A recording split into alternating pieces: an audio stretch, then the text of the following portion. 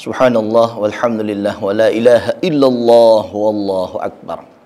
Saudaraku sekalian, pemirsa Lentera Islam yang dimuliakan oleh Allah Subhanahu wa taala. Tadi Al-Fakir akan menceritakan satu kisah yang terjadi di Masjid Nabawi. Masya Allah, saudaraku sekalian. Ternyata Masjid Nabawi pada tahun 654 Hijriah itu pernah kebakaran. Kapan kebakarannya? Kebakarannya itu ketika di bulan Ramadan. Masya Allah. Sampai-sampai yang namanya kebakaran itu atap daripada Masjid Nabawi terbakar dan kemudian mengenai daripada rumahnya Rasulullah sallallahu alaihi wasallam. Artinya apa, saudaraku sekalian? Bahwa kebakaran masjid, bahwa rusaknya masjid itu bukan berarti kemudian kita bisa atau boleh suudzon, kagak bisa.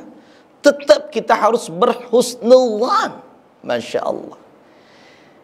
Dan ketika ada sesuatu kejadian di masjid, maka perlulah, pantaslah kita kemudian mengambil hikmah, mengambil apa yang kita bisa ambil kebaikan dari kejadian tersebut. Maka dari kejadian kebakaran masjid itu kita harus mengambil hikmah. Yang pertamanya, saudaraku sekalian, bahwa kita harus menjaga kebersihan masjid, kebersihan musalla, kebersihan tempat sholat kita. Ada satu cerita ini adalah sebuah hadis Rasulullah sallallahu alaihi wasallam. Hadis ini termaktub di dalam kitab Bulughul Maram, ya, yang dikarang oleh Syekh Ibnu Hajar Al-Asqalani. Beliau di sana meriwayatkan sebuah hadis Rasulullah sallallahu alaihi wasallam tentang seorang Arab Badui yang datang ke masjid Nabi. Suatu ketika Rasulullah sallallahu alaihi wasallam dengan para sahabatnya sedang berkumpul di dalam masjid. Di tengah-tengah perkumpulan Rasulullah sallallahu alaihi wasallam, tiba-tiba datanglah seorang Arab Badui dari luar masjid masuk ke dalam masjid. Apa yang dilakukan oleh seorang Arab Badui tersebut? Ternyata tidak disangka, tidak diduga, seorang Arab Badui tersebut bukannya dia kemudian melaksanakan ibadah di dalam masjid, tapi dia kemudian membuang air kecil di dalam masjid. Maka di dalam hadisnya dikatakan fi taifatil masjid, di satu sudut masjid Nabi sallallahu alaihi wasallam. Dia kencing di dalam masjid Nabi, di pojokan masjid. Ketika seorang Arab Badui kencing di pojokan masjid, begitu orang-orang, sahabat-sahabat ketika itu terperangah dan keheran-heranan apa yang dilakukan oleh seorang Arab Badui tersebut. Ada yang kemudian mengeluarkan kata-kata hinaan kepada orang Arab Badui. Maka di dalam hadisnya, fazajarahun nasu, manusia mengejek, manusia ngata-ngatain orang Arab Badui tersebut ketika yang ada di masjid semuanya itu. Masya Allah, saudaraku sekalian, ketika orang Arab Badui sedang kencing, kemudian sahabat-sahabat yang ada di situ memarahi orang Arab Badui tersebut, jangan kencing di masjid, jangan kencing. Seketika itu Rasulullah SAW fanahahum, lalu kemudian Rasulullah SAW melarang mereka memarahi orang Arab Badui tersebut. Dilarang. Artinya apa? Biarin, kata Rasul nih, biarin dia kencing, selesaikan.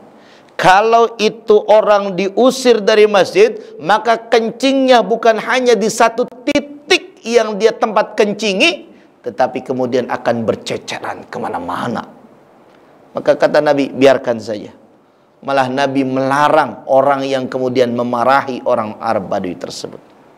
Dan akhirnya fa'amaran nabiyyu, lalu kemudian sallallahu alaihi wasallam, Nabi kita memerintahkan para sahabat untuk mengambil satu ember air guna membersihkan kencing si Arab Badui tersebut.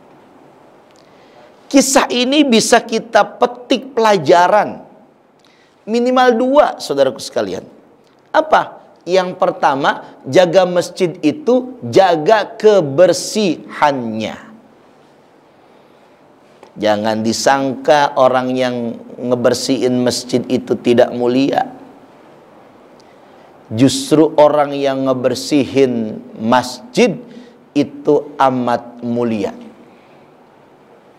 Bahkan seorang yang dekat dengan masjid, surga sudah menunggunya. Seorang sahabat yang sangat populer menjadi muadzin Rasulullah sallallahu alaihi wasallam, beliau dijamin masuk surga. Siapa? Bilal bin Rabah. Ada seorang nenek tua yang tiap hari, tiap saat ketika dia di masjid, membersihkan masjidnya, membersihkan halaman masjid Rasul. Lalu apa yang dilakukan oleh Rasul?